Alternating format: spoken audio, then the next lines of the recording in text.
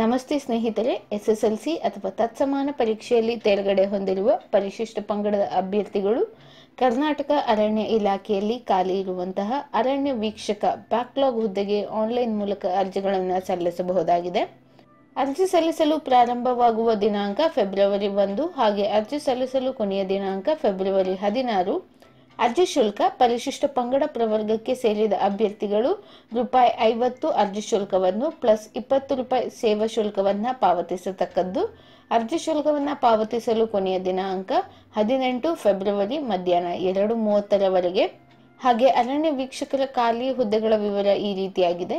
ಭದ್ರತಾ ವನ್ಯಜೀವಿ ವಿಭಾಗ ಚಿಕ್ಕಮಗಳೂರು ಜಿಲ್ಲೆಯಲ್ಲಿ 5 ಹುದ್ದೆಗಳು, ಕುದುರೆಮುಖ ವನ್ಯಜೀವಿ ವಿಭಾಗ ಕಾರ್ಕಳದಲ್ಲಿ 2 ಹುದ್ದೆಗಳು, ಕಾವೇರಿ ವನ್ಯಜೀವಿ ವಿಭಾಗ ಕೊಳ್ಳೇಗಾಲದಲ್ಲಿ 3 ಹುದ್ದೆಗಳು ಹಾಗೂ BRT ಹುಲಿ ಸಂರಕ್ಷಿತ ಪ್ರದೇಶ ಚಾಮರಾಜನಗರದಲ್ಲಿ 4 ಹುದ್ದೆಗಳು. ವೇತನ ಶ್ರೇಣಿ ₹18,600ಗಳಿಂದ ₹32,600ವರೆಗೆ. ವಯೋಮಿತಿ ಕನಿಷ್ಠ 18 ವರ್ಷಗಳು ಪೂರ್ಣಗೊಂಡಿರಬೇಕು ಹಾಗೂ ಗರಿಷ್ಠ ವಯೋಮಿತಿ 33 ವರ್ಷಗಳು.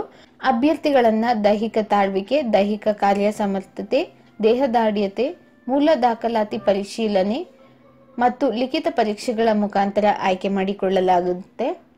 ಹಾಗೆ ಈ ಹುದ್ದೆಗೆ ಸಂಬಂಧಿಸಿದಂತೆ ಅಧಿಸೂಚನೆ ಲಿಂಕ್ ನಮ್ಮ ವಿಡಿಯೋ ಕೆಳಗಡೆ ಇರುವ ಡಿಸ್ಕ್ರಿಪ್ಷನ್ ಬಾಕ್ಸ್ನಲ್ಲಿ ಸಿಗುತ್ತದೆ. ನಿಮಗೆ ಈ ಮಾಹಿತಿ ಇಷ್ಟವಾದಲ್ಲಿ ಈ ವಿಡಿಯೋನ ಲೈಕ್ ಮಾಡಿ ಹಾಗೂ ಇತರರೊಂದಿಗೆ ಶೇರ್ ಮಾಡಿ. ಹಾಗೆ ಇನ್ನೂ ನಮ್ಮ ಚಾನಲನ್ನು ಸಬ್ಸ್ಕ್ರೈಬ್ ಮಾಡಿಲ್ಲ ಅಂದರೆ ಈ ಕೂಡಲೇ ಸಬ್ಸ್ಕ್ರೈಬ್ ಮಾಡ್ಕೊಳ್ಳಿ. ಧನ್ಯವಾದಗಳು.